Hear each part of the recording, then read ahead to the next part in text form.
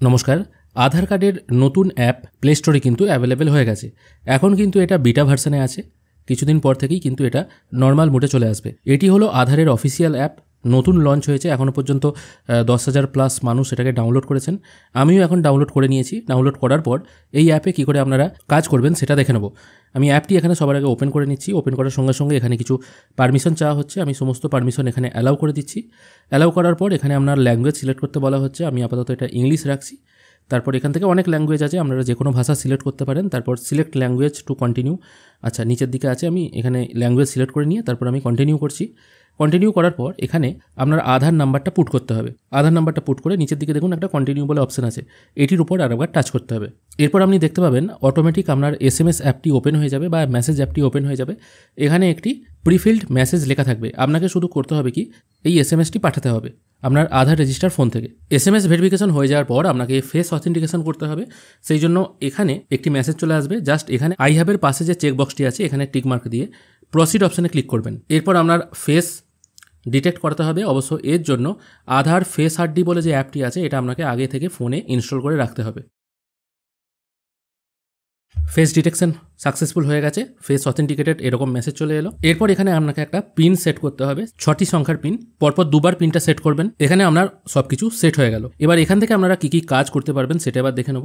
এখানে যে একটি QR কোড আছে এটির ওপর একবার টাচ করলে আপনারা আপনাদের আধার কার্ড দেখতে পাবেন। মানে আধার কার্ডের মতো নয়, এটা একটু নতুন ইউনিক কার্ড বা ডিজিটাল কার্ড বলতে পারেন। এটা আপনারা দেখতে পাবেন। এখানে আপনার আধার নাম্বার, নাম, ডেট অফ বার্থ, আপনার ছবি সব কিছু লেখা থাকবে। নিচের দিকে মাস্ক অপশানে ক্লিক করলে আধার কার্ডের শেষ 4টি সংখ্যা শো হবে, বাদবাকি অপশানগুলো কিন্তু সব কিছু দেখা যাবে, শুধুমাত্র আধার কার্ডের নাম্বারটা এখানে ঢেকে যাবে। আপনারা এখান থেকে বায়োমেট্রিক লকও করতে পারবেন।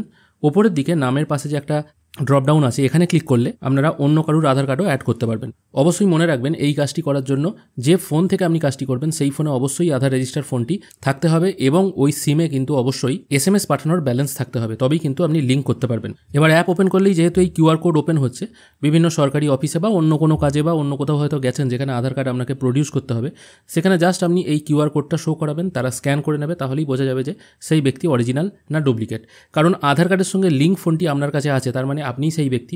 এটা তো নয় যে আপনি অন্য কারুর আধার কার্ড আপনার ফোনে সেট করে রাখছেন, সেটা করাও সম্ভব নয়। তাছাড়া এই অ্যাপ একটু যদি নিচে থেকে স্ক্রোল করা হয় তাহলে আপনারা দেখতে পাবেন এই আধারের মাধ্যমে বা আপনার নিজের আধারের মাধ্যমে কতবার আধার অথেন্টিকেশন করা হয়েছে এবং কোন কোন জায়গায় কীভাবে অথেন্টিকেশন করা হয়েছে। এখানে দেখুন আমার 2বার ফিঙ্গার অথেন্টিকেশন করা হয়েছে, একবার ফেস অথেন্টিকেশন করা হয়েছে, এগুলো কিন্তু সব কিছু শো হচ্ছে। আরও নিচের দিকে আপনারা ডাউনলোড আধার অপশন পেয়ে যাবেন, PVC কার্ড অর্ডার করার অপশন পেয়ে যাবেন। নিচের দিকে আরও অনেকগুলো অপশন আছে, সার্ভিস 1, 2, 3 এরকম বলে, কিন্তু কোনো অপশানগুলোই এই মুহূর্তে কাজ করছে না। আধার কার্ড কারেকশন করার জন্য যে বুক অ্যান্ড অ্যাপয়েন্টমেন্ট অপশান সেটাও কিন্তু এখান থেকে পেয়ে যাবেন।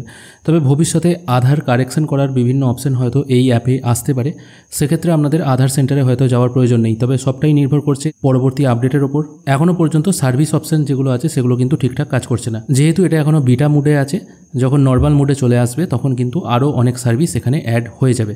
এই নতুন অ্যাপের ইন্টারফেস আপনাদের কেমন লেগেছে অবশ্যই জানাবেন। ভিডিও দেখার জন্য অসংখ্য ধন্যবাদ, ভালো থাকবেন।